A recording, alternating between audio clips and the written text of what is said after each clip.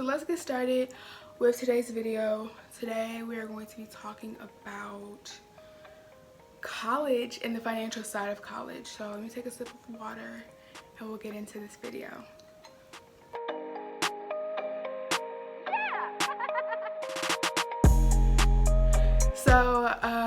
So I want to kind of do a couple of disclaimers before we go into this video.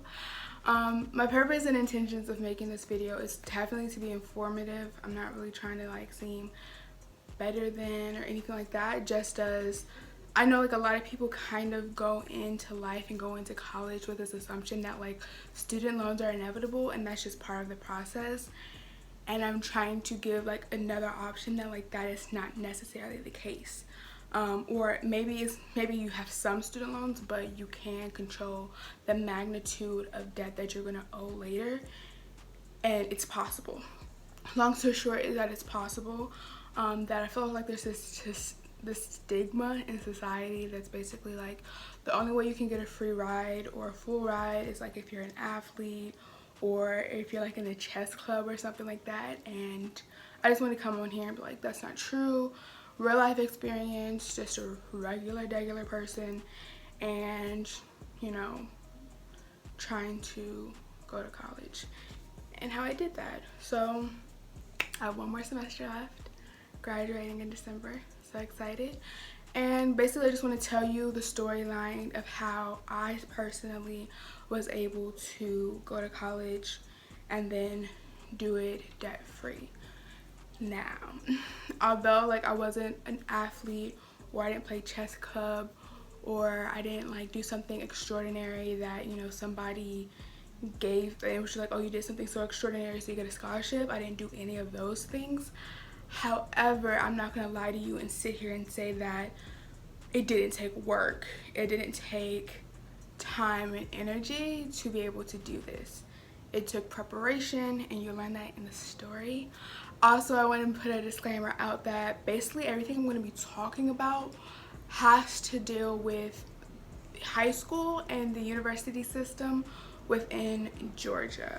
I know that different states have different policies and different regulations, and they offer different financial aid is different for different schools in different countries.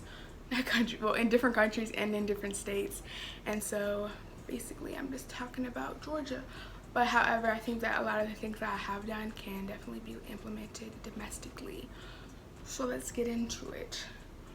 So my journey to becoming student loan free basically started when I was in high school. Unfortunately, like high school, definitely have fun or whatever, but it's definitely like the stepping stones or the stepping blocks to do well in the future. And that doesn't mean that you have to, doing well in high school doesn't mean that you have to like be perfect basically. Like you don't need straight A's. So I was definitely like average. I was an average student, like maybe like slightly above average, but pretty average student. I was like an exceptional. I never made like straight A's, never happened to me, but I did make pretty decent grades, kept my GPA above a 3.0, which is important. And yeah, I did that. And then also I took AP classes, and I kind of want to talk to you about the whole AP class situation. These are my opinions, but I didn't really like it. Like it wasn't for me. I don't think that in the long run, when it came to preparation for college, in terms of content, maybe in terms of like learning how to work, but in terms of content, like it really didn't help or promote any interest when it comes to like the university system. Simply because you can do so well in a class, you can do all the homework assignments and ace all of the tests that the teachers make, but however, if you don't get a certain score, it's like a 5 score. It's like you either get a 1, 2, 3, 4, or 5 on the test. If you don't get like higher than a 3, like a 3 or more, you don't get credit for that class when you go to college. And so that wasn't really working for me type thing. And I didn't really do well on the standardized test because like they weren't my teachers didn't make it. Some person off somewhere made it. So I was just like, okay, cool, you're not for me. But then my senior year, I decided to do dual enrollment. And I think dual enrollment is really good if you're planning to stay in the state to go to college. Whereas I think AP classes are probably more in tuned and better if you're planning on leaving the state, because you might not get as many credits, but the credits that you do get are probably more acceptable in different states. They're more acceptable in different states, whereas dual enrollment, if you go to like you're going to a college in Georgia, and then if you want to transfer out of Georgia, it might be a little bit more difficult. However, I chose the dual enrollment part because I knew that I was staying in state to go to college. So I did dual enrollment, did wonderfully at it, loved it. I had a flexible schedule. I think one semester I was only going to school like 2 times a week. It was wonderful. So it was great. It was wonderful. And then I only took like 4 classes because I didn't need to take any more electives. So it was wonderful. So yeah, so then I graduated. So let's talk about graduation and the summer after graduation, which is the most busiest summer I've ever experienced. Although I had so much fun with my friends, I also had a lot of work I had to do. Let's talk about it.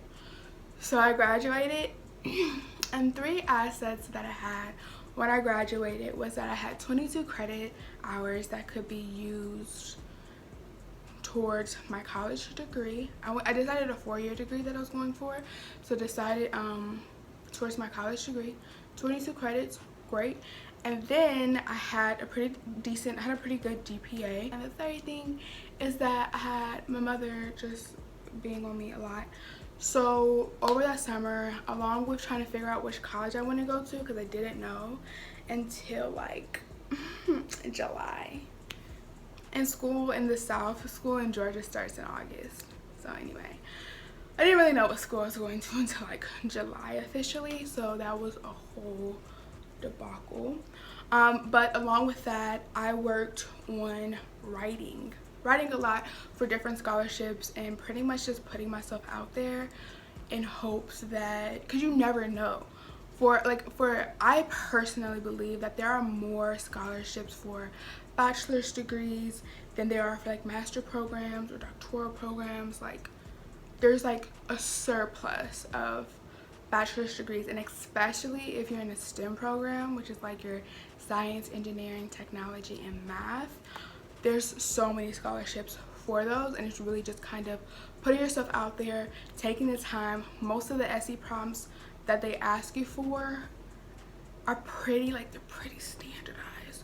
So if you can write one really good essay, like a couple of really good essays, you can like tweak them and change them, and they'll probably be applicable for a majority or a lot of scholarships. So pretty much going over the summer, just spending my time working on writing papers, you know, and then like I worked too, so just writing papers, trying to look for scholarships and things of that nature. So by the time that I started college, thankfully, I had 2 scholarships and a grant, and those 2 scholarships and a grant covered my house, my tuition, my fees or whatever, and it covered my books with like maybe like a little bit left over, but pretty much that's what it covered, and grateful for that, happy for that, and so blessed. However, when I went into school, I really wanted the college experience. Like I wanted to live, you know, I wanted to live on campus. I wanted to, you know, I wanted to work, I wanted to live on campus, I wanted to have the whole college experience type thing. So the first semester of college, I actually stayed home and commuted, but the second semester, I actually moved onto campus, and that's where my parents gracefully paid for it. But at the same time, my parents were like, we're not continuing to pay for it. You got like 1 semester and that's it. So that's when I applied for the resident assistant position, and every campus is different, but the benefits on my campus were that you get a free meal plan, and then you get housing, which was amazing. So by my second year of being there, I spent my time on campus doing a resident assistant position. I had a part-time job, and then I just did school, and the school was covered, housing was covered, everything was Gucci. And so I did that for 2 years, and actually last May was the end of those 2 years, and in December I am actually graduating early, so I would have gone to school for like 3 years and a half or 3 years and a half or 2 years and a half. No, it's definitely 3 years and a half. So went to school for 3 years and a half, and yeah, I'm graduating. What will I do next? Who knows? So that's pretty much it. I do want to highlight some of the things that were bad about it, a little downfalls. One was that I came in with the amount of credits that I came in, I had to choose my major sooner than I realized what my major was going to be. So basically I was just like, my advisor was like, hey, you need to choose a major because technically you're running out of classes to take. And so that was like a lot of pressure, and like figuring out what my major was going to be, what I feel like doing, and somehow I landed on what I landed on. But yeah, that was that. The second one that I kind of already mentioned was like the AP courses. I don't really think that those were specifically for me or the benefit for me, but yeah.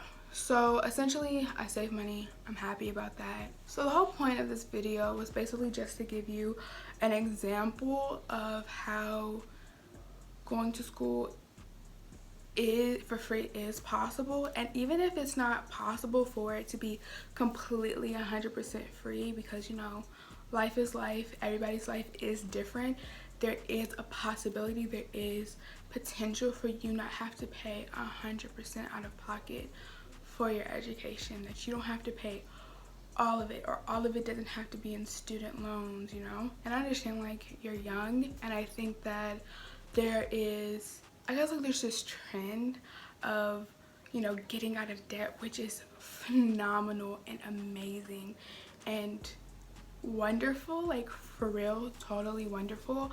But I also think that there should be more information and knowledge of how do you not get into debt in the first place, so you don't have to take preventative measures to get out of it.